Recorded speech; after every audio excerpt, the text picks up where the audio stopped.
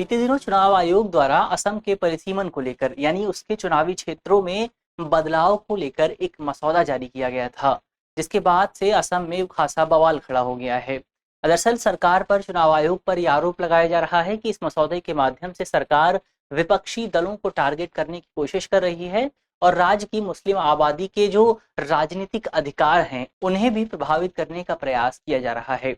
तो आज इस वीडियो में हम इसी विषय पर विस्तार से बात करने की कोशिश करेंगे। मेरा नाम है अक्षय और आपका स्वागत है दृष्टि आईएएस की इस नई वीडियो में।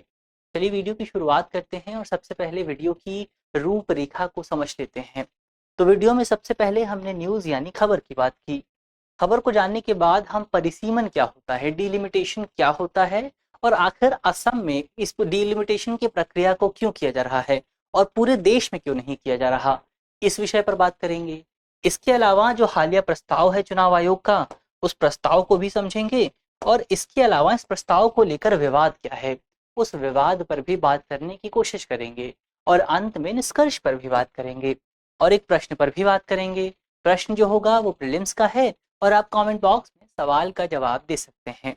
इसके अलावा ये जो पूरा विषय है मुख्य तौर पर सामान्य अध्ययन प्रश्न पत्र 2 से जुड़ा हुआ है और आप इसे भारतीय राज्य व्यवस्था और संविधान जैसे खंडों से जोड़कर देख सकते हैं। तो चलिए वीडियो की शुरुआत करते हैं और सबसे पहले परिसीमन क्या होता है, डिलिमिटेशन क्या होता है, इसको जानने की कोशिश करते हैं। तो डिलिमिटेशन यानी परिसीमन को हम एक प्रक्रिया के तौर पर, एक प्रोसेस के तौर पर परिभाषित कर सकते हैं, जिस प्रोसेस के माध्यम से हम मुख्य तौर पर किसी निर्वाचन क्षेत्र की जो भौगोलिक सीमाएं हैं, जो ज्योग्राफिकल एरिया है, वो निर्धारित करने की कोशिश करते हैं। जैसे कि भारत में डिलिमिटेशन की प्रक्रिया के माध्यम से मुख्य तौर पर लोकसभा और विधानसभा के लिए चुनावी क्षेत्र का निर्धारण करने की कोशिश की जाती है, यानी कि कौन से ऐसे क्षेत्र हैं जो एक निर्वाचन क्षेत्र कहलाएंगे, ये तय करने की जो प्रक्रिया है, इस प्रक्रिया को हम परिसीमन कह सकते हैं। अब भारतीय संविधान की बात करें तो भारतीय संविधान का अनुच्छेद 82 इस संबंध में प्रावधान करता है। भारतीय संविधान का अनुच्छेद 82 कहता है कि भारत में संसद की ये जिम्मेदारी होगी कि प्रत्येक जनगणना के बाद, हर एक सेंसस के बाद परिसीमन अधिनियम लागू किया जाए और इस अधिनियम के माध्यम से भारत में एक आयोग का गठन किया जाए, जिस आयोग की जिम्मेदारी होगी कि प्रत्येक चुनावी क्षेत्र का निर्धारण करे। तो ये प्रावधान जो है हमें भारतीय संविधान में देखने को मिलता है। इसके अलावा इससे जुड़ा एक और प्रावधान है जिसका नाम है भारतीय संविधान का अनुच्छेद 170। ये जो अनुच्छेद 170 है ये भी इसी तरह का प्रावधान करता है, लेकिन इसका जो प्रावधान है वो राज्यों के लिए है। इसमें कहा गया है कि भारत में प्रत्येक जनगणना के बाद राज्य सरकार द्वारा केंद्र सरकार ने जो अधिनियम लागू किया है, उस अधिनियम के माध्यम से, उस अधिनियम के अनुसार, उस अधिनियम के आधार पर एक आयोग का गठन किया जाएगा और इस आयोग के माध्यम से मुख्य तौर पर जो राज्य में चुनावी क्षेत्र हैं, जैसे कि जो छोटे लेवल, जैसे कि जो लोकल लेवल के चुनाव हो गए, उन लोकल लेवल के चुनावों में इस तरह की प्रक्रिया को अपनाया जाता है। इसके अलावा आयोग के गठन की बात करें तो आयोग के गठन की जो जिम्मेदारी है वो राष्ट्रपति को दी गई है और ये जो आयोग है, ये आयोग मुख्य तौर पर भारत में चुनाव आयोग के सहयोग से काम करता है। इसके अलावा अभी तक भारत में कुल 4 बार परिसीमन आयोग का गठन किया गया है। सबसे पहले 1952 में किया गया था, इसके बाद 1963 में, 1973 में और 2002 में। अब अगर आप इन चारों सालों को देखेंगे तो आपको एक पैटर्न दिखाई देगा। पैटर्न ये है कि मुख्य तौर पर जो यहाँ पर जो आयोग का गठन किया गया है वो जनगणना के बाद किया गया है। यहाँ पर 1951 की जनगणना थी, यहाँ पर 1961 की, यहाँ पर 1971 की और यहाँ पर 2001 की जनगणना थी। अब भारत में जो अंतिम आयोग का गठन किया गया था वो साल 2002 में किया गया था और इसी साल 2002 वाले आयोग के आधार पर साल 2008 में भारत में परिसीमन की प्रक्रिया को अंतिम रूप दिया गया था। तो ये तो भारत में परिसीमन की बात हुई। अब इसके उद्देश्यों की भी बात कर लेते हैं कि आखिर परिसीमन किया क्यों जाता है। तो परिसीमन किया जाता है ताकि भारत में जो समान जनसंख्या वाले क्षेत्र हैं, यानी ऐसे क्षेत्रों का निर्धारण किया जाए सबसे पहले जहां पर एक समान जनसंख्या है और उन क्षेत्रों के लिए समान प्रतिनिधित्व सुनिश्चित किया जा सके। अब इसका फायदा क्या होगा? तो इसका फायदा ये होगा कि किसी भी राजनीतिक दल को अनुचित लाभ नहीं मिलेगा, बहुत ज्यादा लाभ नहीं मिलेगा। तो ये इसका फायदा होता है। अब असम पर बात करते हैं। तो हमने पहले ही बात की थी कि भारत में अंतिम बार साल 2008 में परिसीमन की प्रक्रिया को पूरा किया गया था, लेकिन उस समय असम और इसके आसपास के कुछ क्षेत्रों को, खासतौर पर पूर्वोत्तर के कुछ दूसरे क्षेत्रों में परिसीमन की प्रक्रिया को लागू नहीं किया गया था। उस समय सरकार का तर्क था कि यदि इस प्रक्रिया को असम या इसके आसपास वाले क्षेत्रों में लागू किया जाता है तो इसकी वजह से देश की राष्ट्रीय सुरक्षा पर खतरा पैदा हो सकता है, नेशनल सिक्योरिटी का हवाला दिया गया था। तो उस समय तो ये प्रक्रिया पूरी नहीं हो पाई थी, लेकिन बाद में सरकार जब बदलती है तो सरकार को याद आता है कि असम में तो हमने प्रक्रिया पूरी नहीं की थी। तो ऐसे में साल 2020 में सरकार एक नोटिफिकेशन जारी करती है जिसमें असम में डिलिमिटेशन की प्रक्रिया को करने की बात की जाती है। और इसके बाद साल 2022 में चुनाव आयोग अंततः इस प्रक्रिया को शुरू करने की घोषणा करता है और अब इस प्रक्रिया को लेकर नोटिफिकेशन जारी किया गया है। तो ये इस पूरे विषय के बैकग्राउंड की बात हुई। अब आगे बढ़ते हैं और ये जानने की कोशिश करते हैं कि आखिर हाल ही में चुनाव आयोग ने जो नोटिफिकेशन जारी किया है उस नोटिफिकेशन में किस तरह के प्रस्ताव दिए गए हैं, किस तरह के प्रावधान किए गए हैं। तो इस प्रस्ताव की बात करें तो चुनाव आयोग ने जो प्रस्ताव दिया है उसमें मुख्य तौर पर राज्य में जो चुनावी सीटें हैं उन सीटों की संख्या में कोई खास बदलाव नहीं किया गया, कोई बदलाव ही नहीं किया गया, सीटें उसी तरह के बरकरार रखी गई हैं। जैसे पहले भी असम में जो विधानसभा की सीटें थी उसकी संख्या 126 हुआ करती थी और अभी भी 126 है। और पहले जो असम में लोकसभा की सीटें थी उनकी संख्या 14 हुआ करती थी और ये अभी भी 14 बनी हुई है। तो अब सवाल उठता है कि आखिर बदलाव हुआ कहाँ पर है।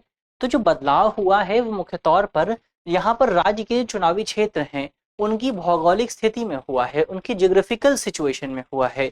अब कुछ चुनावी क्षेत्रों के हिस्सों को निकालकर दूसरे चुनावी क्षेत्रों में शामिल कर दिया गया है। ये तो पहला बदलाव हुआ। अब दूसरा बदलाव जो है वो रिजर्व सीटों को लेकर है। असम में हम जानते हैं खासतौर पर जो पूर्वोत्तर के दूसरे इलाके हैं वहां पर कुछ सीटें जो हैं वो शेड्यूल ट्राइब और शेड्यूल कास्ट के लिए आरक्षित की जाती हैं। अब चुनाव आयोग ने इन आरक्षित सीटों की संख्या में बढ़ोतरी करने का प्रस्ताव दिया है। तो ये तो दो बड़े बदलाव हुए। अब इन बदलावों पर विस्तार से बात करते हैं। सबसे पहले बात करते हैं आरक्षित सीटों की संख्या जो बढ़ी है उसको समझने की कोशिश करते हैं। तो अब पहले जो राज्य था, जो असम था, पहले असम में एससी विधानसभा सीटों की जो संख्या थी वो 8 हुआ करती थी, लेकिन अब चुनाव आयोग ने इस संख्या को 8 से बढ़ाकर 9 करने का प्रस्ताव दिया है। जबकि इससे पहले एसटी जो विधानसभा सीटों की संख्या थी वो 16 हुआ करती थी और अब इस संख्या को 16 से बढ़ाकर 19 करने का प्रावधान किया है। यानी कि रिजर्व सीटों की संख्या में बढ़ोतरी हो रही है। इसका प्रभाव क्या होगा उस पर हम आगे बात करेंगे। इसके अलावा जो स्वायत्त परिषद है जो कि छठी अनुसूची के तहत गवर्न होती है, इस स्वायत्त परिषद वाले क्षेत्रों की संख्या में भी बढ़ोतरी हो रही है। ये दूसरा बदलाव हुआ। और तीसरा जो बदलाव है वो है लोकसभा क्षेत्र के नाम को लेकर। पहले एक लोकसभा क्षेत्र हुआ करता था जिसका नाम था कलियाबोर, अभी भी है, लेकिन प्रस्ताव में ये कहा गया है कि अब इसके नाम को बदलकर काजीरंगा कर दिया जाए।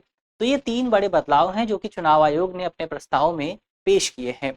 ये बदलावों की बात हुई। अब सवाल उठता है कि आखिर इन बदलावों का विरोध क्यों किया जा रहा है। तो इन बदलावों को लेकर विवाद क्या है, उस विवाद पर बात करने की कोशिश करते हैं। तो असम के जो तमाम चुनावी दल हैं, जो तमाम विपक्षी दल हैं, उन विपक्षी दलों का ये आरोप है कि ये जो मसौदा चुनाव आयोग द्वारा पेश किया गया है ये मसौदा अपने आप में बहुत ज़्यादा बायस्ड है, बहुत ज़्यादा पक्षपातपूर्ण है। और इस मसौदे को लेकर खासतौर पर असम का जो मुस्लिम समुदाय है उसके नेताओं द्वारा, उसके प्रतिनिधियों द्वारा इस पूरे प्रस्ताव का खासतौर पर विरोध किया जा रहा है। उन तमाम नेताओं का कहना है कि यदि इस प्रस्ताव को ज़मीनी स्तर पर लागू किया जाता है तो इसके माध्यम से मुस्लिम समुदाय के जो राजनीतिक अधिकार हैं उन अधिकारों को समाप्त करने की कोशिश की जा सकती है। सरकार पर, चुनाव आयोग पर इस तरह के आरोप लगाए जा रहे हैं कि इस पूरे प्रस्ताव के माध्यम से, इस मसौदे के माध्यम से चुनाव आयोग राज्य में जो मुस्लिम बहुल क्षेत्र हैं उन क्षेत्रों को विभाजित करने की कोशिश कर रहा है और उन क्षेत्रों के कई हिस्सों को हिंदू बहुल इलाकों में मिलाने की कोशिश की जा रही है। अब इसका प्रभाव क्या होगा। तो इसका प्रभाव ये होगा कि राज्य विधायिका, जो राज्य लेजिस्लेचर है, जो वहाँ की विधानसभा है, उस विधानसभा में मुख्य तौर पर जो राज्य की मुस्लिम आबादी का प्रतिनिधित्व है वो बहुत ज़्यादा कम हो जाएगा, वो बहुत ज़्यादा निचले लेवल पर आ जाएगा। तो ये तो पहला प्रभाव हुआ। इसके अलावा एक आरोप ये भी है कि सरकार इस पूरे प्रस्ताव के माध्यम से विपक्षी दलों को टारगेट करने की कोशिश कर रही है और जहां पर विपक्षी दल बहुत ज़्यादा प्रभुत्वशाली हैं उन सीटों को जनरल सीट से हटाकर रिजर्व बनाया जा रहा है। इसका प्रभाव ये होगा कि वो जो विपक्षी नेता हैं वो भविष्य में उस सीट से चुनाव नहीं लड़ सकेंगे। तो जाहिर तौर पर इस तरह के आरोप सरकार पर लगाए जा रहे हैं। अब अंत में इस पूरे विषय को लेकर निष्कर्ष की बात कर लेते हैं। तो निष्कर्ष में हम कह सकते हैं सरकार जो इस पूरे विषय को लेकर सरकार क्या मानती है। तो सरकार का कहना है कि जो पूरा प्रस्ताव है, जो पूरा मसौदा है, ये बहुत ज़्यादा इम्पोर्टेंट है, क्योंकि अभी तक राज्य की विधायिका थी उसमें जनजातीय आबादी का बहुत ज़्यादा प्रतिनिधित्व नहीं था। तो ऐसे में इस आबादी का प्रतिनिधित्व सुनिश्चित करने के लिए सरकार को इस तरह के बड़े बदलाव करने ही होंगे। वहीं जो विपक्षी दल है वो सरकार पर आरोप लगा रहे हैं कि सरकार एक संवैधानिक उपकरण को अपने राजनीतिक हितों को साधने के लिए इस्तेमाल कर रही है। तो इस तरह की तमाम चीजें हमें असम में देखने को मिल रही हैं। अब यहाँ पर सवाल उठता है कि किया क्या जाए। तो सरकार की जिम्मेदारी है कि सरकार इस पूरे विषय को लेकर ट्रांसपेरेंसी सुनिश्चित करे, पारदर्शिता सुनिश्चित की जाए। और पारदर्शिता आएगी कैसे?